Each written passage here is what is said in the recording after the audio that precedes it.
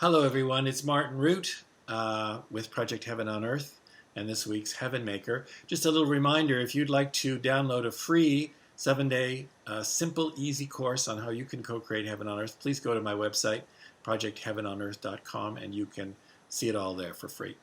My guest this week is Margareta Kull in Lund, Sweden. I found out that Lund, because I used to think she was in Stockholm, but no, she's in Lund, which is very different, is across the sea from Copenhagen. Welcome, welcome, Margareta. So good to have you with us.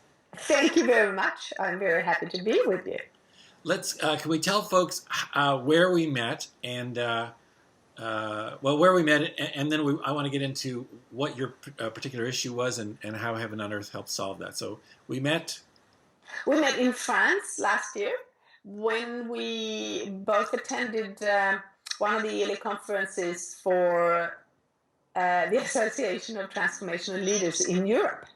That was the first time I attended that meeting, and these folks are transformational leaders from all over Europe. I was just thrilled. I spoke about Heaven on Earth, and Margareta and I then connected, and we had a lovely coffee. And during that time, over lunch, we talked about what you had been looking for. There was something missing in your program. But first of all, talk about your program, what you do. It's fascinating to me. Yeah, what my colleagues and I do in my company, Kull Leadership, is that we create courageous leaders. We create leaders who lead, who are the leaders they truly want to be and make the decisions they truly want to make despite their fears. And of course, what that means is that they lead to create a better world, which affects both the business and the planet. That's what we do. Now, I want to talk a little bit about the notion of courageous, because the way you frame courageous I found very, very interesting. Talk about what courageous means to you. Well, there is a myth out there. Some people tend to think that being courageous is being fearless, which I don't agree with at all. I think we're all scared. We're really scared, and we live on a planet which is run by fears, unfortunately.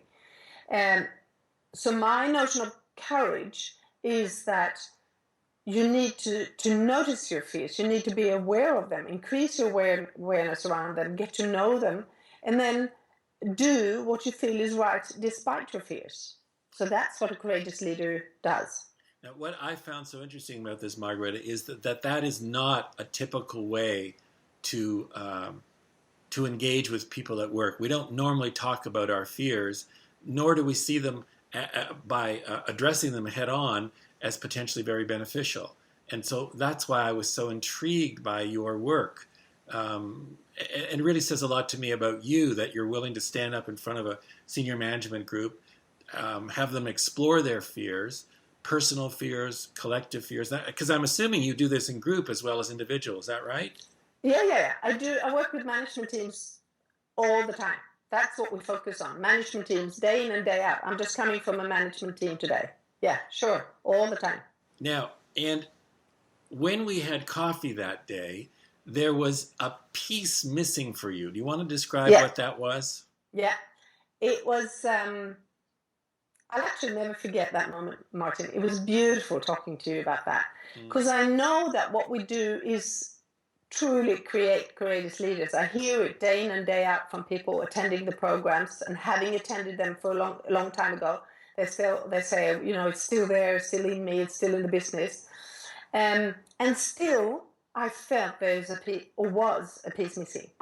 Because I was looking for a way of communicating really simply and in a very sharp and focused way, the connection between the large picture, the business, the leader, and the individual. And of course, I knew it was out there. I keep talking about it. I get people to get it and all of that. But I was just looking for a really simple tool to do that. And suddenly you were there in front of me in that beautiful setting in France. And I presented the 3 Heaven on Earth questions, and I can remember you just going, click, that's it. Yeah. And so then you took the 3 Heaven on Earth questions, and folks listening, if you don't know what the questions are, you can go to projectheavenonearth.com and see the questions there. You took those 3 questions and you incorporated in your management training. And tell us about that, because you also added something. So how did you incorporate it, then what did you add? Yeah, I felt I needed an even stronger connection between the earth and the business and the leader and the individual. So I added a few questions, which I've got here. I added... In addition to the 3 heaven on earth questions. Yeah. So what I did... Just to remind, the 3 heaven on earth questions: recall a time when you experienced heaven on earth. What was that time? Here's a magic wand, and with it you can have heaven on earth. What is heaven on earth for you? That's where I stopped. That's where you stopped, okay? That's where I stopped. So I used your first 2 questions. Okay? First. Yep. And then I added, as number 3, I added, using the same magic wand, what is heaven on earth for your industry and your business?